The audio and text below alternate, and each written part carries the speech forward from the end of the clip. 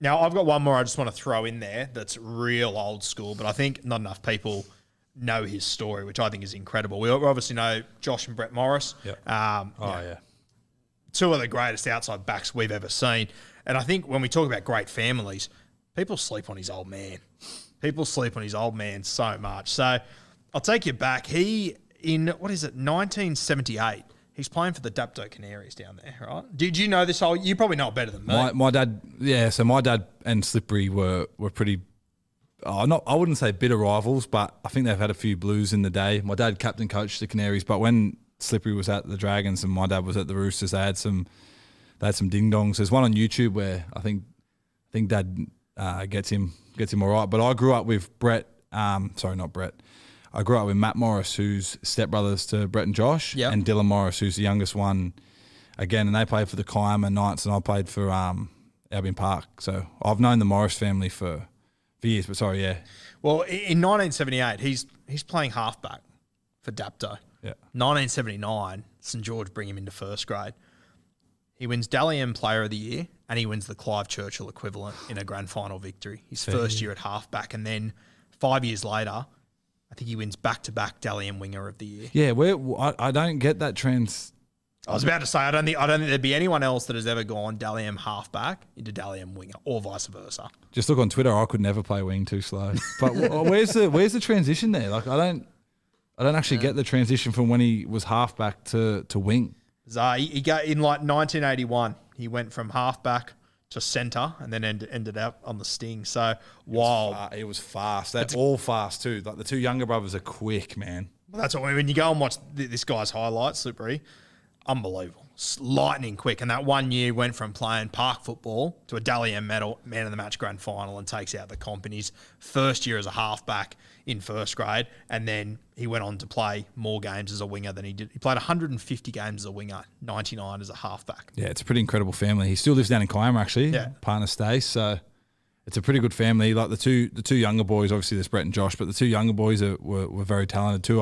How old are they? Are they your age or? Nah, Matty's 27 and Dill would be 20. How old am I? 26. I reckon Dill's 24. And Dylan actually went over to England for a bit to play, I'm pretty sure, in like the lower grades. I don't know if he's still there or not, but Matty stopped playing. Oh, I think they might play local first grade for Kiama, maybe still, but unbelievable family. Like those two boys were so talented as well, and just obviously not everyone can make it, unfortunately, and they sort of fell to the wayside a little bit. But yeah, Slippery still gets around in Kiama there, local boy. But he played for the Dapto Canaries, which we don't like. We don't like that. When you think about a father and his two sons all play for the Kangaroos. Yeah, that's cool. Josh didn't win a premiership, but between them, they would have had 3 or 4 premierships. Yeah. I think as far as the best families ever, they're probably not spoken about enough because people don't realise how good Slippery was. Matty, did you have anyone else on your list that didn't get a bait today? No. So Matty Orford was my reserve, which we've spoken about. I wrote down very quickly. I wrote down John Sutton, but that might be because I'm a South fan and he didn't really play in the halves for like more than half his career. So yeah, that's why I left him out. Jacko, who did you have, mate, that didn't get a feature? I got Craig Gower. Yeah. And then I wrote Ben Hunt. Wow. I wrote Ben. I'm a huge Ben Hunt fan. Oh, I've said this to Ben Hunt. So I actually, when we played him this year, it was the first time since like 2015 that I got to play against Ben Hunt. He was at the Broncos last time I played him. I was only 19. I remember we played him at home. Oh, and then they slapped us in the prelim. They beat us by 40. We should have played in the grand final that year. Our team was unbelievable. But anyway, I remember walking up to him at the end of the game. We played on the same side of the field, and obviously his whole year was fantastic. But the start of the year he was flying, and I was like, I've got to try and get into Ben Hunt. I just couldn't get anywhere near him. Built low to the ground, stocky. And at the end of the game, I just walked up to him. I said, "Mate, you're my favourite player." I didn't know how he was going to take it, whether he was going to be like, what the hell? What the fuck are you on about? But like the way he received it made me feel good. Like he just didn't make me feel like a weird fanboy or anything. He just said how much he appreciated it. And then randomly a couple of months later, I did a VB ad with him, and he's just so down to earth. But watching the way he played Origin actually gave me a bit of hope when I know I keep joking about it, when I actually moved to lock.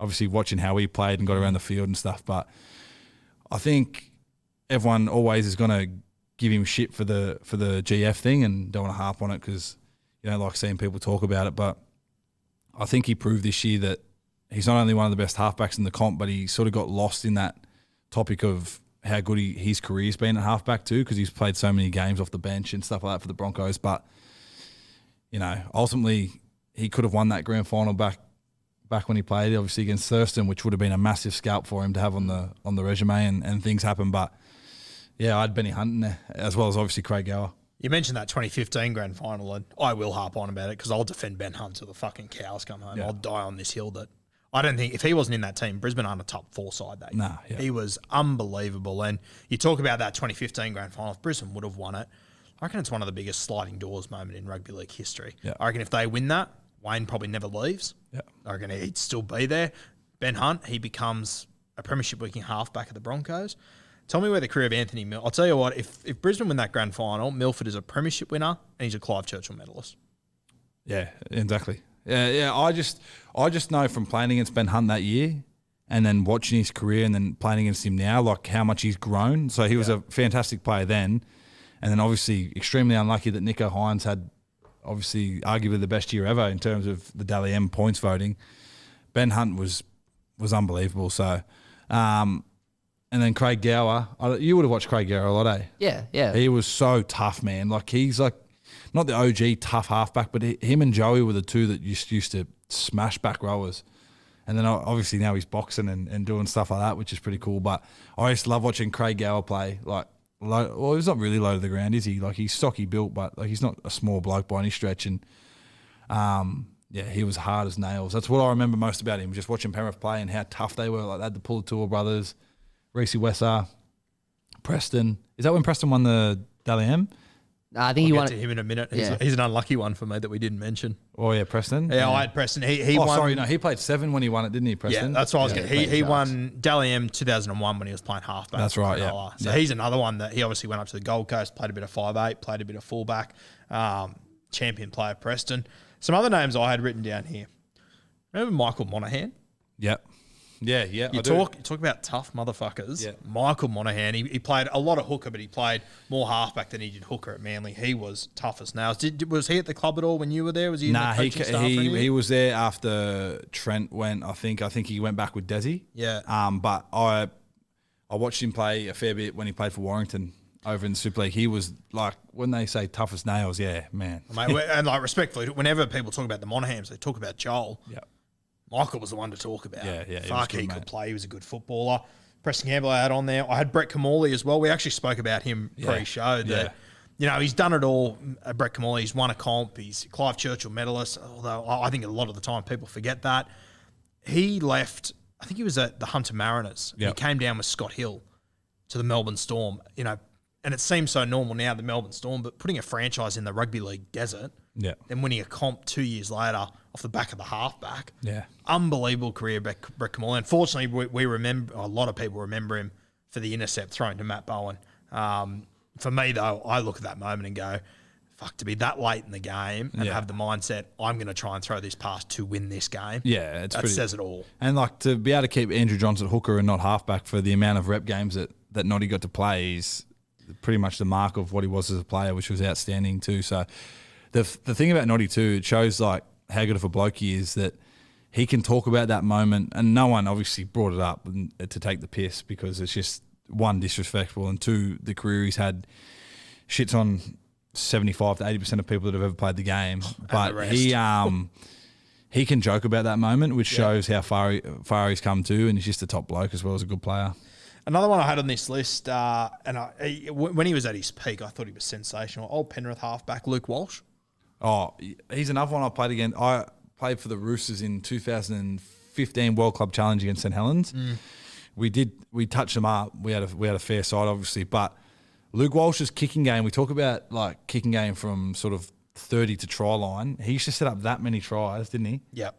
Luke Walsh was a freak. Well, him coming, I believe they always say up in Newcastle, coming from the juniors, it was always Luke Walsh and Jared Mullen in the same teams. Right. And then I think Brian Smith shipped off Luke Walsh. And I don't think Newcastle ever forgave Brian. Was Luke Walsh the one at Penrith that used to come out with different coloured boots? Was that him? Yeah. He used to wear one. Remember there was that blue. one year where Penrith just had I think it was 2011. They had Petro Sevenasiva, Luke Walsh was the halfback. I think they finished second on the ladder. Was that the year just before Luke Lewis left? I think so. Yeah, right. They jumped out of the ground all of a sudden out of nowhere. I think Matty Elliott might have been the coach. Do your own research. Michael Gordon fullback. Was that Mick year? Gordon. Yeah. And it was during that period that Petro Sevenasiva came down there. It was and he was great that year. Luke Walsh. Another one I had was Matty Head from the Dragons. Oh yeah, Matty Head used to eat meat pies and drink cans of Coke and was our high school football coach. Believe it or not, he used to sit on the hill because he was that smart. He'd just sit back with a meat pie, do this, do that.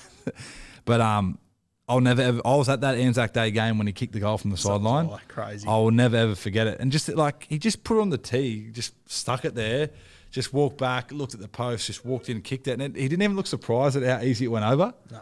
Not to mention he was the one that put in the chip and before chase, that. yeah. Even the pass to Matty Cooper. Yeah. That was a cracker too. Great player. He was Mate, good. the last one I had on this list, and this one might be a little bit controversial. He might actually be potentially the best player we've spoken about today. But I just think that when we talk about the GOATs of the 2000s, we talk Freddie, talk Lockie, talk Joey. We should talk Stacey Jones as well, I think. Man, give the man his flowers, eh? Yeah. As far as, yes, he was in the top tier, but he's never given enough respect in that top tier that he should get. That grand final try he scored was unbelievable. Like when you talk about talented halves to come out of, we always speak about Australia because obviously the NRL, most of the teams have, but New Zealand have produced so many talented halves. Like obviously Stacey and Benji, Shawnee, we've spoken about. They're just three off the top of my head because of they played in an era that I was watching. But watching Stacey play in an era where it was bash and barge and the ref sort of let it go a little bit in the early 2000s, and for someone of his stature, in terms of height, and he obviously wasn't the biggest man in the world, his skill set, as you said, probably we talk about Sherwin, we talk about Scott Prince, but in terms of actual skill set of putting people through holes and that, there wouldn't be too many players in the history of the game, I don't think, that were as good at it as what Stacey was. And knowing your ability, knowing that you got to take the line at the right time so you're going to get smashed, or you grubber. He had a great short kicking game. But there's got to be an immortal soon, and Benji gets spoken about a lot. But Stacey's career, man, I don't know why. I don't know why it doesn't get talked about as much as what it should, but he was so unbelievably gifted, man. For a little fella too, you just got to tip your cap to people that can do what he did. How many tests do you reckon he played for the Kiwis? I know. Started in 95, finished in 06. Was he one of the boys that played 50 or not? Just fell short. Yeah, 40-something, yeah. Fucking incredible. I think, you mentioned that try in that grand final, and I often think about that try and Cody Walker's against the Penrith Panthers. Oh, yeah. If the Rabbitohs and the Warriors win those grand finals, I think they are iconic. Scott Sattler moments. Yeah, they're iconic moments for sure. Stacey's one was just got it, weave. Did he step the fullback or did he just run around him? He done one. He had, I think it was Mick Crocker and Brad Fittler and Luke Phillips, and he just weaved around them. But before that, he threw the dummy where he froze. Yeah. And everyone just went into He done that, disarray. He done a big roundabout. Yeah. And everyone on the field just froze for a split second. He went straight through. I just remember how he used to wear, obviously they wore the white shorts and they were big, and he wore the big forearm guard, never looked rattled. But Cody Walker's try last year in the grand final, individual brilliance wise, year before or whatever year it was one of the best tries. Nathan Cleary would be considered as the best defensive half in the comp. To get rid of him the way he did was one thing, and then to put on the gas and score, man, against a Penrith side over the last 3 years who have been arguably the greatest side over the last 20 or so in terms of what they've been able to do. Yeah, you're right, those two tries. And I need you to Google this eventually. I don't know if they'll show it. Salford Red, I'm not saying this because I played. It'd probably be extended highlights. Tuilala Hia's no try in the 2019 grand final in Super League. I don't know if you would have seen it either. If that got given try, I'm happy to say it's probably one of the greatest big game tries I've ever seen. You'd have to go through it. I'll show you. I'll be able to find it and show you after. But he went dummy, left foot, right foot, left foot, goosey, try, and got disallowed because the St. Helens guy pushed his teammate in front of him. Fuck that. But to be able to move I wish I could move like these boys, man. I think the other thing with Stacey, and I'm keen to hear what you say in response to this. Like, he played in a team that was so unstructured. Yeah. I imagine being a halfback, it must have been a little bit of a nightmare. But you have to be very self-aware to understand that I have to fit in with these guys. Yeah, and that's the purity of what I was talking about in terms of like rugby league's this game that got made. So it went from that flat and fast. He had big forwards, big OBs. He'd get a lot of quick rucks where he could whip it to his strike centre or fullback or whoever it was. And then you get to a point in, was it the mid-2000s, you reckon, where the game sort of started to become a bit more structured? Yeah, I'd say 03, 04, around that. Yeah, and then the block play was the play, and because people had never seen it before, but then now the obstruction rule, no one kind of gets it still. Like you know, like there was a try. What game was it this year where? Off the scrum, Penrith's try. See, I think it was a try, Dylan Edwards' try against Souths, was it? Yeah, the one where Isaac Tungo went. Someone made a bad read, and although he caught on the inside, people are like, well, that's just. But if you're actually watching the game and the game that we love, that's a try every day of the week. It's a poor read by the centre. I don't really think it matters if he catches on the inside slightly or not, personally, as a player. I think if you make a bad read, you shouldn't get the liberty of being able to hit him and fall and throw your arms about. You know, as a halfback, or a former halfback like myself, I know, obviously know. We're going to have to get you on my diet for a couple of weeks, I think, to get you in the pack. Having like a good back row, run a hard lead line with so like at the Roosters, for example, I'll just use them. Like if you've got Angus Crichton running a genuine hard lead line and you've got James Tedesco at the back of it, a lot of times you're going to pick the wrong guy. It's as simple as that. And I don't think that we should always give the privilege, I would say, to the defender of being able to just go, oh, well, the easy option is to just step in front of Angus, hit the deck, and hopefully Teddy catches it behind him so it's no try. I'd like to see that go. And, you might get more sort of people at the start go, well, what's an obstruction, what's not? But I think we're going to do a better job at like... That's us now, though. Yeah. Like we're having the same conversation. Exactly right. And it's not black or white, is it? Yeah. Like they try to make it black or white, but I feel like that rule could sort of just open it up a bit more. It's not a black and white game. No, it's never not. has been. It never will be. And that's the beauty of it. It's why we are gonna always have controversies and shit that doesn't make sense. But it's because it's not, and that's what makes it so good at the same time. Yeah, exactly right. Yeah. It's those little moments that can go either way that decide games that when you're on the winning side of it, it's great. When you're on the losing side, it sucks of it.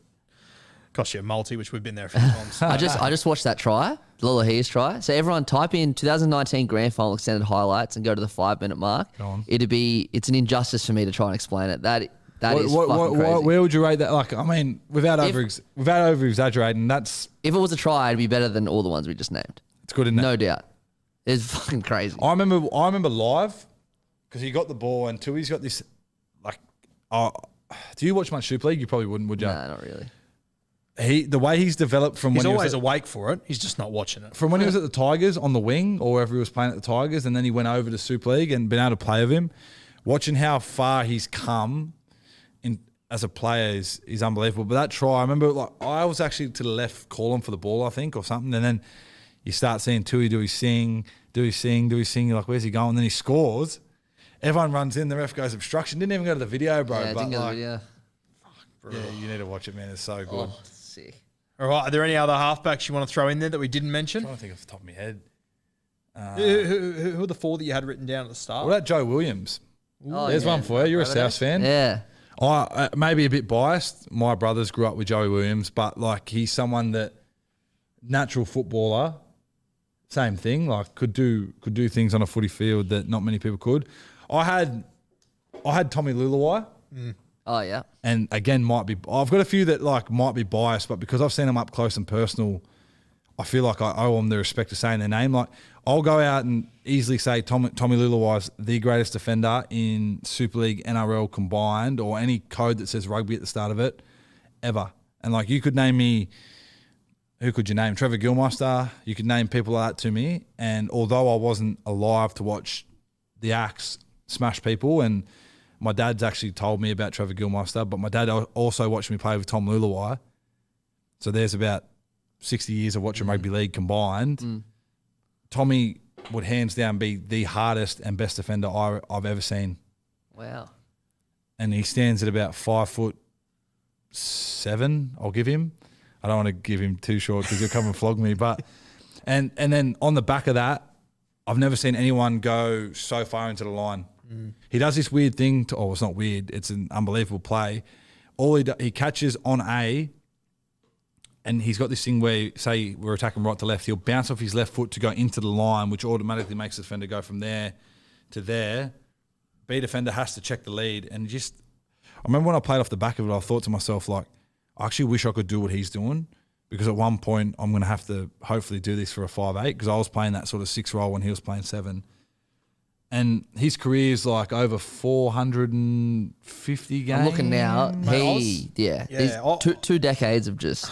I had a good look at his career the other day, and I'll be the first to admit, because he's in the Super League. I feel like every year for the last few years, I see his name pop up and I go, "Fuck, is he still playing?" Mate, Paul Gallen messaged me on Instagram when I put a video up of him, because he retired this year, but I put a video up of him after they'd won a game. He done a last home game at Wigan. He got the tunnel and Wigan posted, and I reposted it. And Gal tweeted me, he DM'd me and goes, "Is he still fucking playing?" Unbelievable. I was having, when he retired, I did some things on him.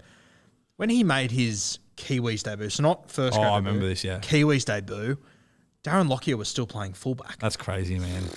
And had hair. Remember how long ago that was? Unbelievable. He's the last guy that was still playing this year that played against Joey too. Yeah? Yeah. He played 2 years against Joey. It's unbelievable.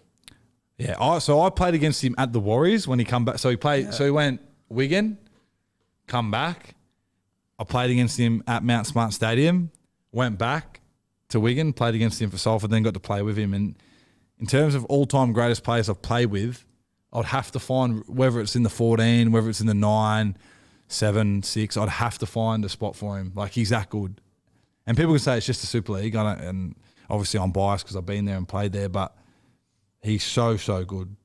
And then I wrote down a couple of names, like, I don't know if you boys would know this guy. His name's Andy Gregory, one of the all-time great English halfbacks. Like, I don't want to do the disrespect of falling short on his achievements, but he won the comp 2+ times, Challenge Cup so many times, played so many tests for Great Britain. I don't know if he even played for England. I think it was just Great Britain back in that day. I know that he was one of the best players in that 1990 side that really put it to the Kangaroos. He was sort of one of the faces of that side. Yeah, so I got to meet him because he was he coached at Salford and played for Wigan. I think I've got that right. I know he definitely played for Wigan.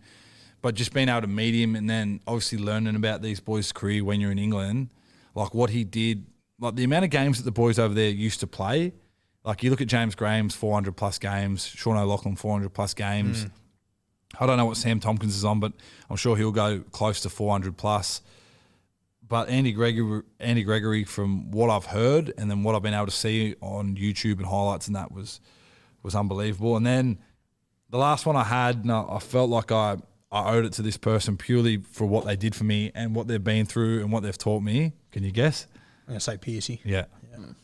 And like people say, oh, how can you underrate him? He played Origin, won comps, but he has never ever and probably will never ever get the respect of like what he deserves. And Cooper going there and winning a comp the year that Mitch left isn't obviously going to help his case. Well, it's not his case, it's my case. But watching what the bloke did, galvanise a group, leadership-wise, toughness for a halfback, underrated, like severely underrated how tough he was. Long kicking game was phenomenal, like phenomenal. The way he hit a ball and could land it in that 10x10, like I think that gets lost in translation. And people have got to like sit back and realise who the fuck he was playing against. Like look at the guys he was playing against in Origin. No one won against them. They won 10 in a row. Yeah, like exactly. How can you use that argument against him? It baffles me. Like it really baffles me. But his career, like just go look at it. Played first grade at 17. Like not many people can say they've done that. So I feel like I owe it to him for what he did for me when I was a kid and the way he looked after me. But I put Mitch in that underrated. He's not underrated to me, but I think he's underrated to a lot of other people. He's a cracker. I would have loved to have seen play 13 at some point. I bet his dad would have loved that too. Oh man, I'm sure his dad would have loved it. Yeah, he probably had too much of a good kicking game, as you said, to play 13. But mate, if you just take the kicking game out, everything throughout his career, I always thought Mitch Pearce is so fucking suited to 13. Yeah, it's not even funny. Have you ever stood next to him or seen him? Like he's bigger. He's big. He's bigger across here than what people give him credit for. And the one admiration I always had, I remember the first couple of weeks that I done preseason with him, the first time I was 17, his will to compete when no one would sort of look at that and go, fuck, that's good competitiveness, or that like never say die attitude. Like he was like the James Graham, would chase when he knows he's not going to get there or he's not going to tackle him, but he'd chase anyway. So yeah, as I said, I felt like it was my duty to make sure his name got brought up for sure. But he could have played hooker if he wanted to, I reckon, as well. And he got the best left to right pass I've ever seen. Him and Todd Carney, the boys. Jeez, that was a year, wasn't it? Oh yeah. Good. Wait, can I say Todd Carney as well? Yeah, I thought about Todd Like, Carney. come on, bro. Yeah. Todd Carney's passing. If you ask anyone that played at you could probably say Sharks too, and Roosters, who passes a ball the best I've ever seen, Mitchell Pearce and Todd Carney would be a heavy debate. Like they used to stand on the 210s, the two scrum lines, and just go, "Do you want it?" Hit each other on the chest. Crazy. Toddy's 2010. 2010, the Dally M, yeah. That Dally M year was a G up, man. Just came out of nowhere too. Just like the Roosters, they 09, I think they got the spoon. Yeah. Fucking Yeah, awfully.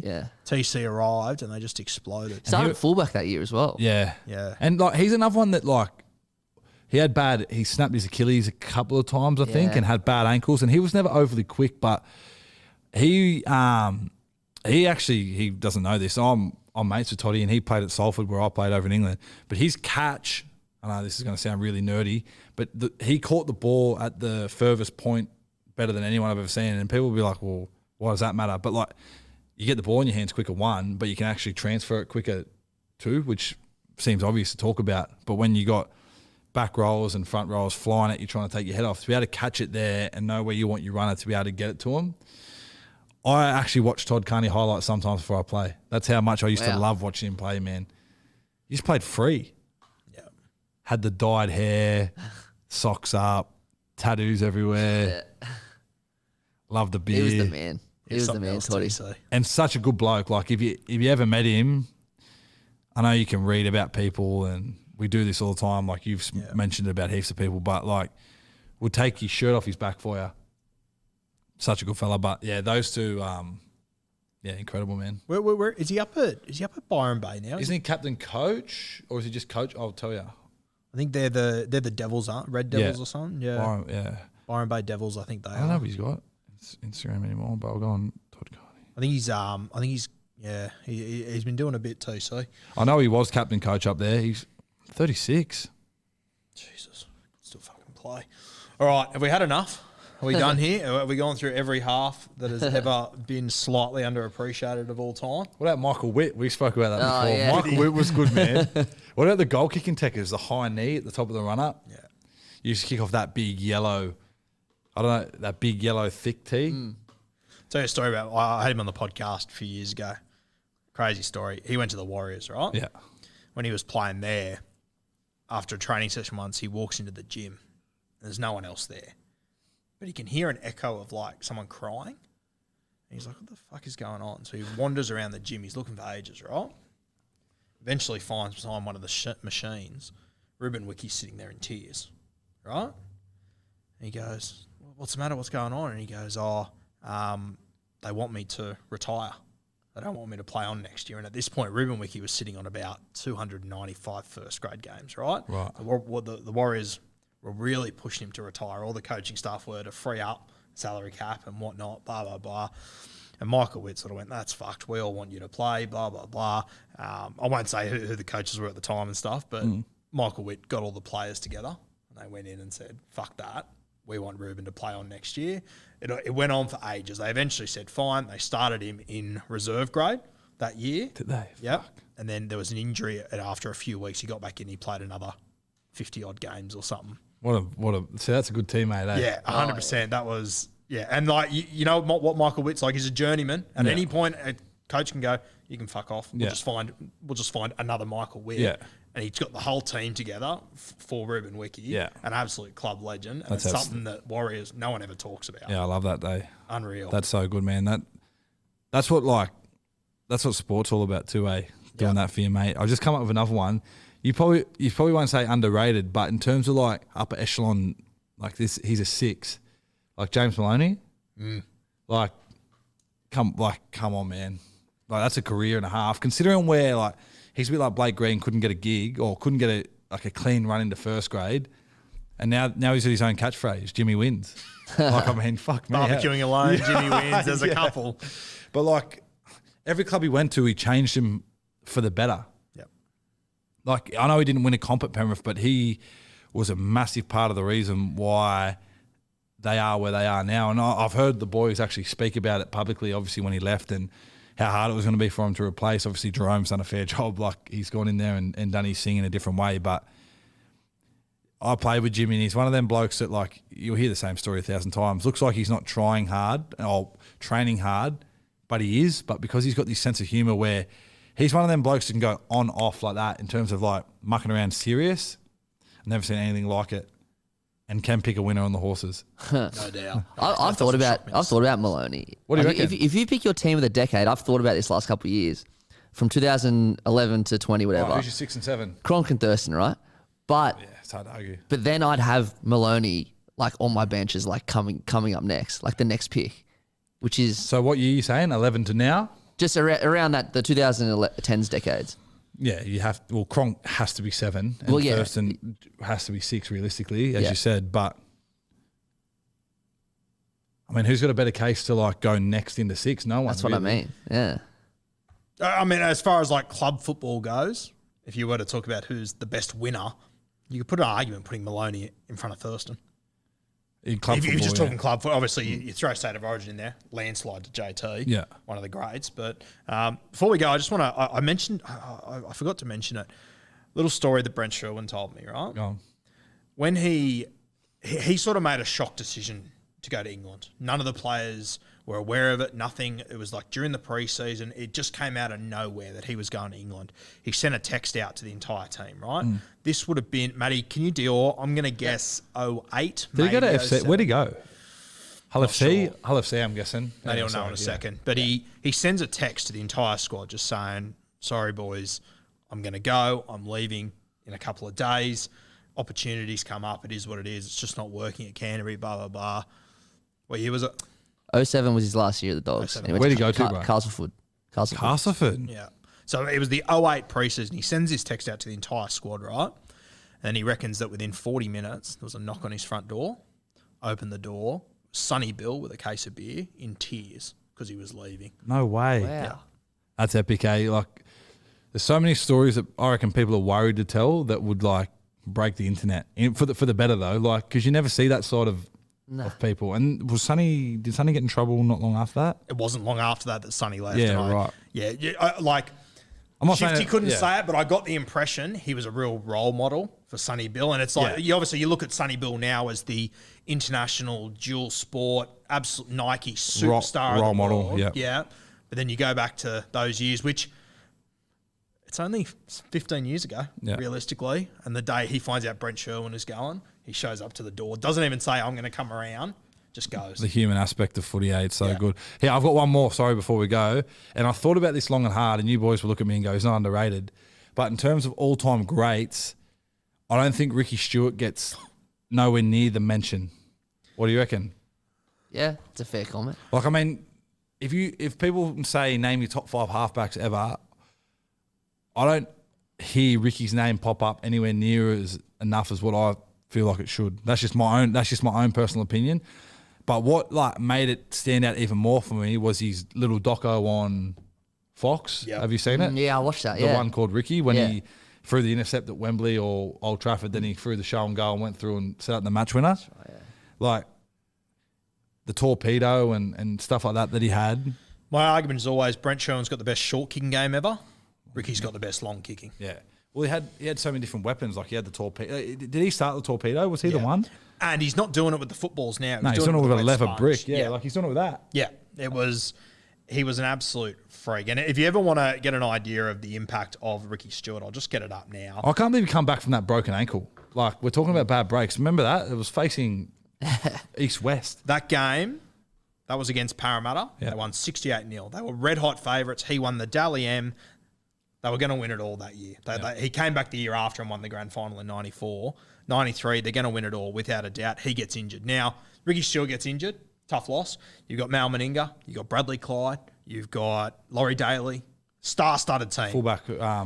Belcher, Steve Walters. Yeah. All stars. Lazarus, absolute all stars. Chicka No Ferguson. Lazarus, sorry. But yeah, still had all those guys. Chicka, they lose 3 games in a row. Was Mullins there then? Yep, Brett Mullins would have been there. He might have been the fullback over Gary Belcher, actually, now that I think about it. It's a fair team. Laurie Daly? Sorry, Belcher and Mullins are in it. The game that he got injured in, this was their team. Belcher, Nandruku, Mal Meninga, Mullins, Sean Hoppe, Daly, Stewart, Quinton Pongia, Walters, Lomax, Dave Ferner, Bradley Clyde, Jason Croker. You took Ricky Stewart out of that team, they went 3 losses in a row straight out. Came back the year after and won the grand final. That's a hard forward pack, man. And obviously, rest in love to Quinton Pongia. He was our he worked at Manly in the mental health sort of space, and he actually helped me out like more than he would ever know too. So obviously condolences to his family, but he was obviously watching highlights of him play. Fuck, he was a hard man, but so softly spoken, and that team, they shouldn't lose without. Like, you could play with no halves and win with that team. Mate, in their first 18 games that year, they lost 3 with Ricky Stewart. Then they lost 3 in a row to go out in straight sets. Didn't he start coaching at like something random, like 34? Was it young? Yeah, he coached. It's wild. He retired at the Bulldogs. Yeah. 2000. 01, he coached their reserve grade, which had Rennie, Thurston, Asatasi. They had a stacked team. Sonny might have been in it. Matt Utah was in it. Right, yeah. Then he went to the... That would have been quite possibly, yeah. Then the year after, he went to the Roosters. His first season as a head coach. I think he was a year or 2 older than Brad Fittler, who was the captain, and they won that year. Is he the youngest ever premiership winning coach? He'd go close, wouldn't he? There. Like he's the because Gus rang him and said he'd help him. He might be the youngest coach in general, let alone premiership winning. Yeah, well, anything under 35 or 6 would be like ridiculously young, wouldn't it? I think Trent Robinson, he won it when it was his first year. I think he was like 36, 38, which is crazy. But Ricky did. Yeah, Robbo's young. Yeah, Robbo was young. How old was? Well, Baz was young too, but when Baz started, wasn't he? Yeah, very young. Yeah. Baz was really young. Still the best looking bloke. Like you think about Ricky Stewart when he was coaching in 02, his captain was Brad Fittler. Yeah, it's mad. They went on the 1990 Kangaroo Tour together. What about Craig Fitzgibbon? Like he wouldn't. Yeah. Adrian Morley. Like you got who was the hooker? But Simon Benetti. What a player from Griffith. What a player. Little Italy. Did it say? I think Stewart was a little bit younger than Trent Robinson, but I'm trying to find youngest ever. How old was he, mate, when they won the comp? So he would have been 35. Mate, that's... Or 36. Yeah, Robinson was roughly the same, though. So they were very similar. Wow. All right. Have we had enough, boys? Shut up. We're done. Matty, how long have we been going for? Hour and a half. Good God. Okay. Thank you for joining us for episode 4. We're going to have episode 5 where we go through, as we said we'd do the other day, go through our best number 1 player to fill 13 roster spots. So we'll get stuck into that soon. Want to hang around for it? Yeah, I'll come. I'll come back. Okay. Sweet. Matty, how you looking this other? Let's talk off camera. Okay. Brilliant. All right. Thank you for joining us once again, guys. Thanks for coming on, Legend. Appreciate it as always, mate. And we'll see you on the next episode.